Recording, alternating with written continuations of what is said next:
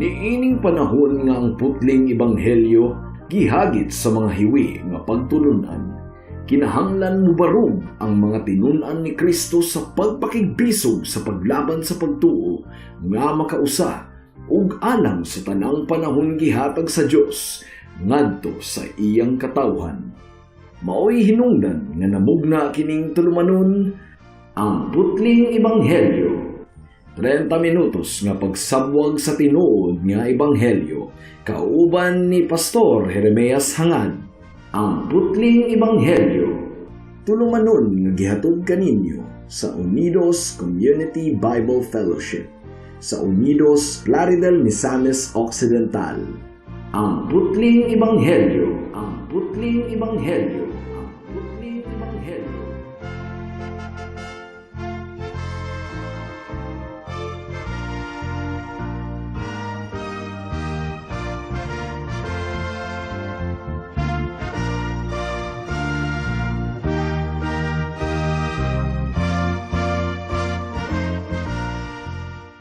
Sa pagpamalandong sa pulong sa Ginoo niining takna atong ablihon ang atong Biblia sa Marcos kapitulo 12 bersikulo 1 hangtod sa 12. Apan sa dili pa akong gi-greet once again ang akong 93 years old nga lolo nga si Isabelo Laure Sr.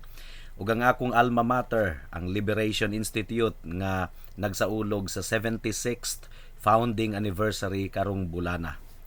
Mark chapter 12 verses 1 hangtod sa 12. Ang giingon dinhi: Unya misulti kanila si Jesus pinaagig mga sambingay. May tawo nga nagtanom og mga paras. Gikuralan niya kini ug nagkalot siyag lungag alang sa pug-anan sa ubas ug nagtukod siyag usa ka bantayan. Unya iyang gipasaupan ang parasan ug milangyaw siya. Sa pag-abot na sa ting pamupo sa mga ubas, nagsugo siyag usa ka ulipon ngadto sa mga saop aron pagkuha sa iyang bahin. Apan gibunlot sa mga saop ang ulipon, gibunalan nila o gipapauli nga walay dala.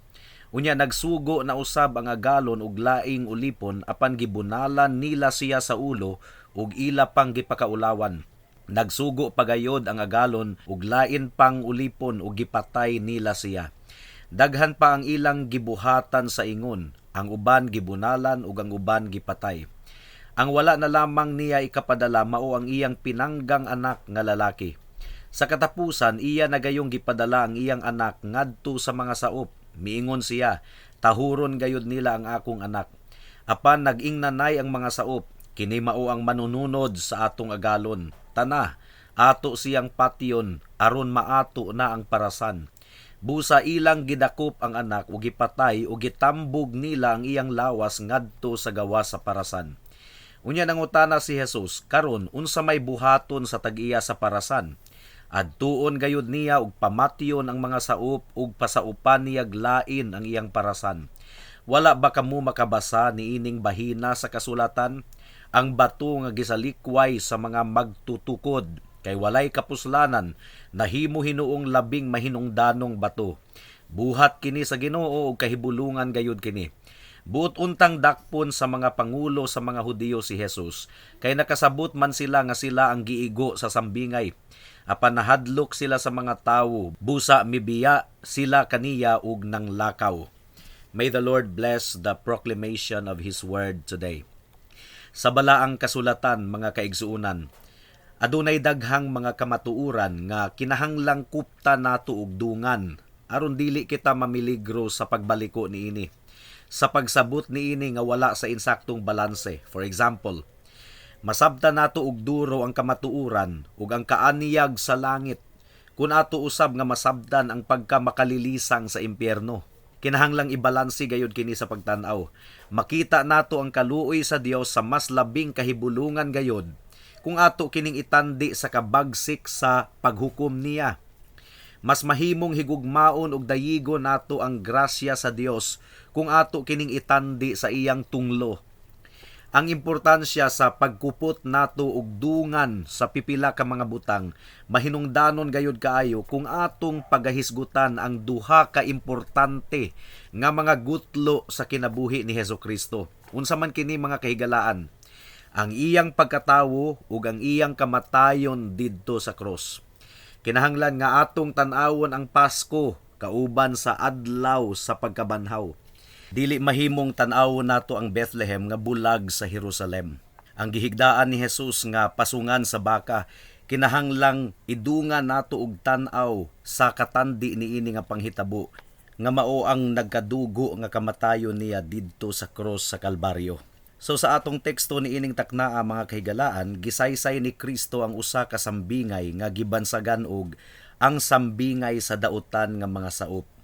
Gisulti ni Jesus kini nga sambingay ingon nga pagpakita sa paghukom ug kaluoy sa Dios ug sa grasya ug tunglo sa Dios. Together, tan-awon ug dungan.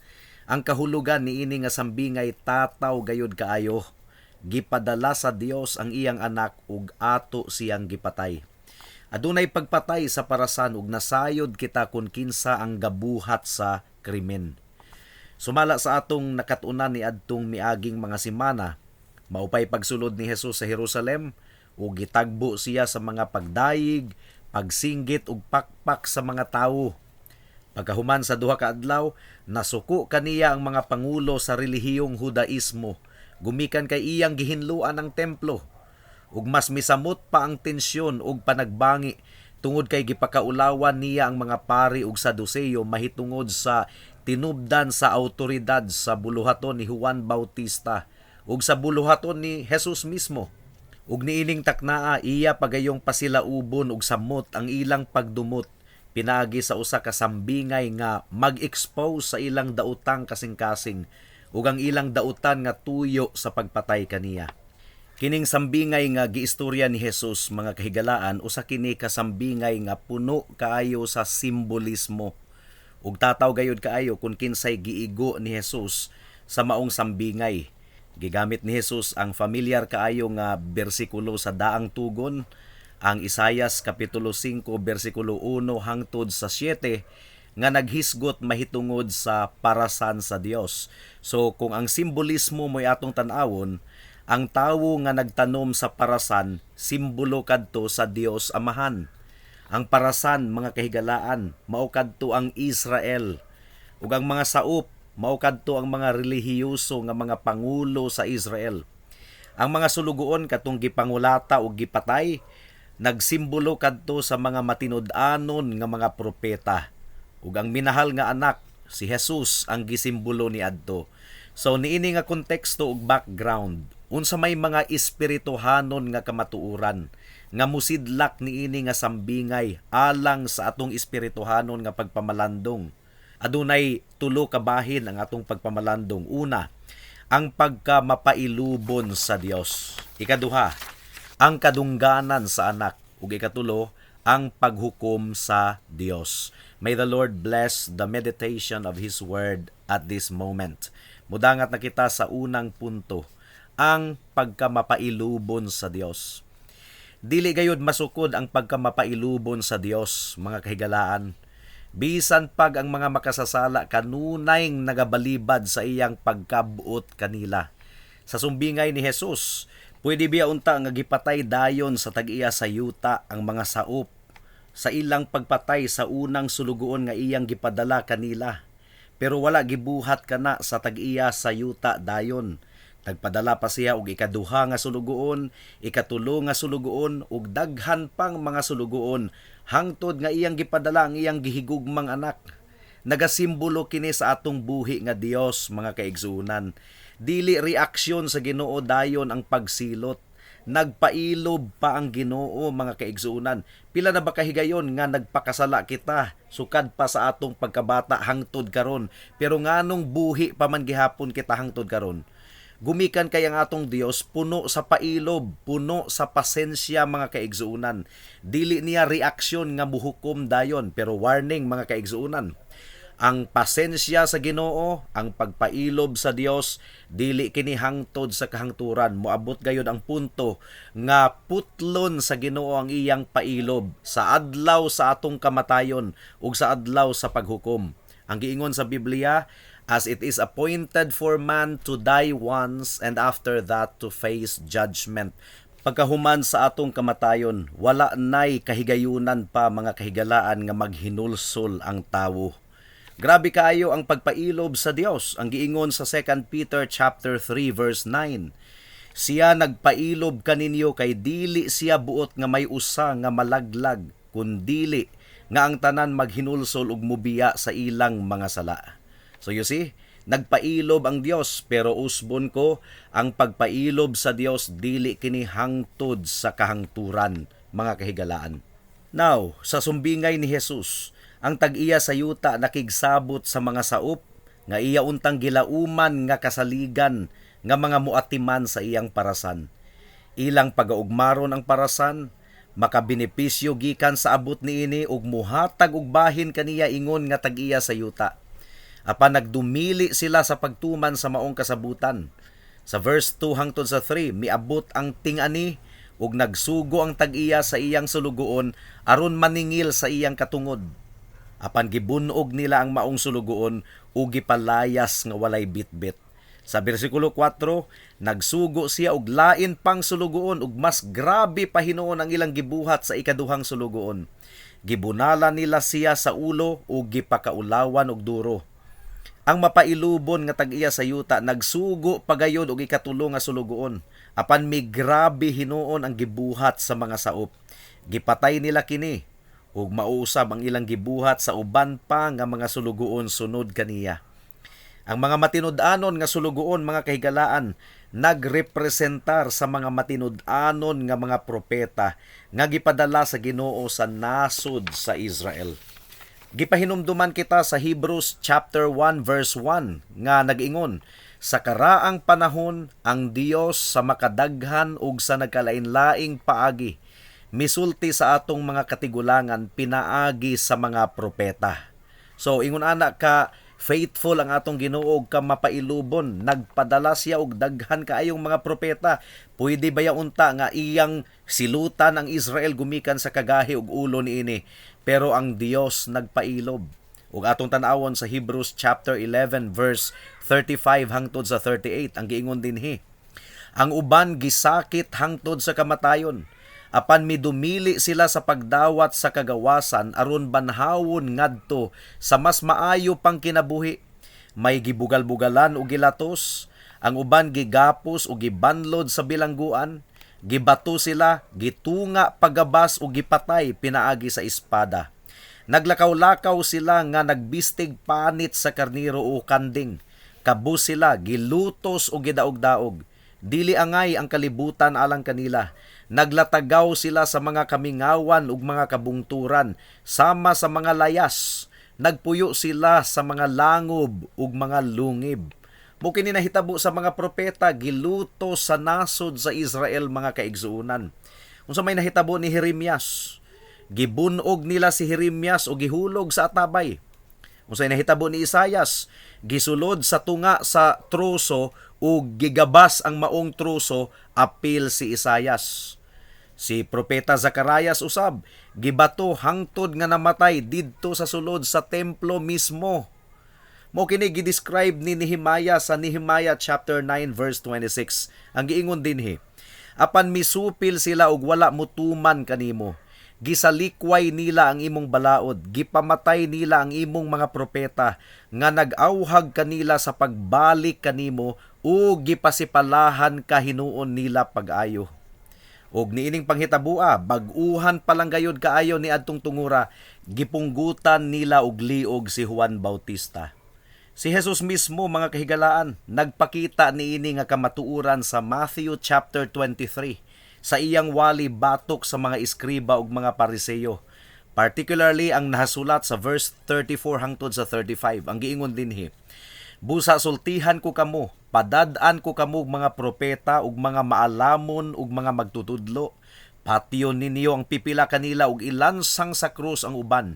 Ang uban pamunala ninyo sulod sa inyong mga sinaguga ug gukdo ninyo sila gikan sa usa ka lungsod ngadto sa laing lungsod. Tungod niini ang silot sa pagpatay sa tanang mga tawo nga walay sala anha idakdak kaninyo. sukad sa pagpatay kang Abel nga walay sala ngadto sa pagpatay kang Zacarias nga anak ni Barakayas nga inyong gipatay tunga-tunga sa altar ug sa templo. Nakita nato mga kaigsuunan, grabe kayo kamangtas ang nasod sa Israel. Nagdumili sila sa atong Dios. Apan ang atong Ginoo mapailubon kaayo ug mo kini gibuhat sa Dios kanato hangtod karon. Apan warning mga kaigsuunan, ang pagpailob sa Dios adunay utlanan. Sa adlaw sa atong kamatayon, mao kana ang adlaw nga pagaputlo na sa Ginoo ang iyang pagpailob kanato. Mudangat kita sa ikaduhang punto, ang kadungganan sa anak sa Dios. Niadtong gipadala sa Dios Amahan ang iyang anak, iyang gipadala siya nga iyang gimahal ug kinahanglang mupasidungog kita kaniya. Mao kini ang pulong nga gigamit sa bersikulo 6 hangtod sa 8. Ang tag-iya sa yuta iyang gipadala ang iyang pinanggang anak. So, nausab ang dagan sa sambingay mga kahigalaan sa bersikulo 6. Nagpadayon kini sa tema sa pailob ug taas kaayo nga pag-anto sa Dios sa mga katawhan. Nagpakita usab kini sa kahibulungang grasya sa Dios nga nagpadala sa iyang bugtong anak aron ipasiguli kita nga mga rebuilding makasasala nganha kaniya.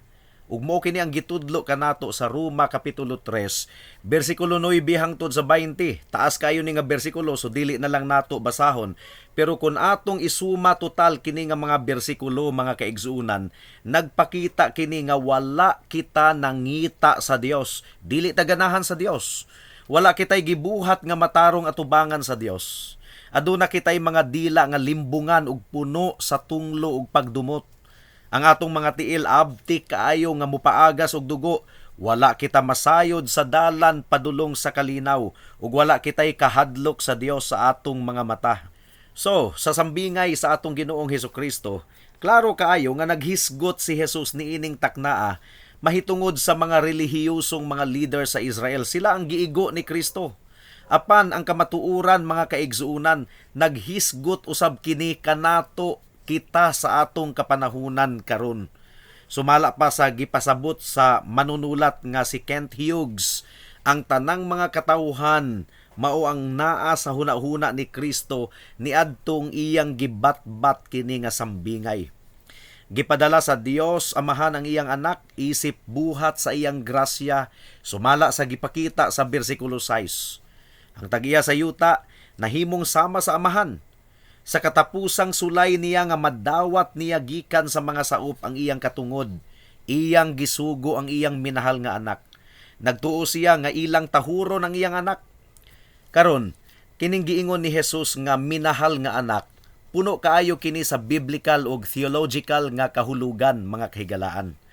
Sumala pa sa gipasabot kanato sa manunulat nga si A.T. Robertson, ang iyang giingon, anaa sa hunahuna ni Jesus niining tungura, ang gipamulong sa Dios Amahan mahitungod kaniya niadtong gibautismuhan siya ni Juan Bautista. Unsa may giingon sa Amahan niadtong gibautismuhan si Jesus? Nadungog nila ang tingog gikan sa langit nga nag-ingon, kini ang akong minahal nga anak, kaniya may kalipay ako. Mabasa usab nato kining pinulungana sa Dios Amahan sa Marcos kapitulo 9 hangtod sa 7. Niadtong nausab ang panagway ni Jesus didto sa ibabaw sa bungtod ug nadungog nila ang tingog sa Amahan nga nag-ingon, kini ang akong pinanggang anak, paminaw kamo kaniya. Ug gipahinumduman usab kita niini nga pinulungan sa Genesis chapter 22 verse 2. Niadtong miingon ang Dios kang Abraham, dad-a si Isaac ang bugtong mong anak nga imong gihigugma. Ug gidala usab kita niini sa pinakamaaniyag nga bersikulo sa tibuok Biblia, John chapter 3 verse 16. Kay gihigugma sa Dios ang tibuok kalibutan sa pagkaagi nga iyang gihatag ang iyang bugtong anak aron si bisan kinsa nga motuo kaniya dili malaglag kundili adunay kinabuhing walay katapusan. Ang misyon sa anak sa Dios mga kahigalaan, sa daghang pamaagi sama usab sa mga sulugoon nga nag-una kaniya. Apan, sumala sa gipasabot kanato sa manunulat nga si James Edwards, adunay kalainan ang mga sulugoon nga nauna ug sa anak nga dili nato laktawan sa pagtan-aw. Say for example, Ang mga sulugoon, daghan sila, mga binayran ug mga naguna. Ang anak, mga kaigsunan, bugtong, nag-inusara, tigpanunod, ug katapusan nga gipadala sa amahan. Wala na may lain pang gipadala ang Dios human kang Jesus. Si Jesus ang kinatibuk ang salamin sa kahimayaan sa amahan. Sumala sa gipasabot kanato sa Hebrews chapter 1 verse 3. Now, kung ang bersikulo 1 hangtod sa 5 nagpakita sa paglaom sa Dios alang sa iyang mga katawhan, ang bersikulo 6 mga kahigalaan nagpakita sa dakong kaayo sa Dios alang sa iyang katawhan. Usbon ko, gipadala sa amahan ang iyang anak isip buhat sa iyang grasya. So, unsa may tawag sa pagpatay sa mga makasasala sa anak sa Dios? Usa kadto ka pagpakita sa ilang kadautan ug sa ilang pagkawalay pangisip. Paminaw nato ang bersikulo 7 hangtod sa 8. Apan nag-ingnanay ang mga saop, kini mao ang manununod sa atong agalon. Tana, ato siyang patyon aron maato na ang parasan. Busa ilang gidakop ang anak ug gipatay o gitambog nila ang iyang lawas ngadto sa gawas sa parasan. So niini nga sambingay, posible nga sa ilang pagkakita sa anak nga nagpadulong kanila, nahuna-huna ang tingali nila nga patay na ang tag-iya sa yuta. Sama sa mga walay pangisip mga kahigalaan, inubanan sa ilang dautang tumong, ilang gituuhan nga kung ilang patyon ang anak, ila nang maangkon ang yuta ingon nga ilaha. Mao kini mahitabo sa tawo nga puno og pangaghop ang kasing-kasing. Inggitiro ang kasing-kasing. Kung unsa ang gipanag-iya sa uban, gustong maangkon niya. Buot niya kining ilugon, puno sa kasina ang iyang kasing-kasing. Karon, tulo ka adlaw human niadto nga sambingay ni Jesus, makita nato nga actual gayod nga gibuhat sa mga religious leaders sa Israel ang pagpatay nila sa anak sa Dios.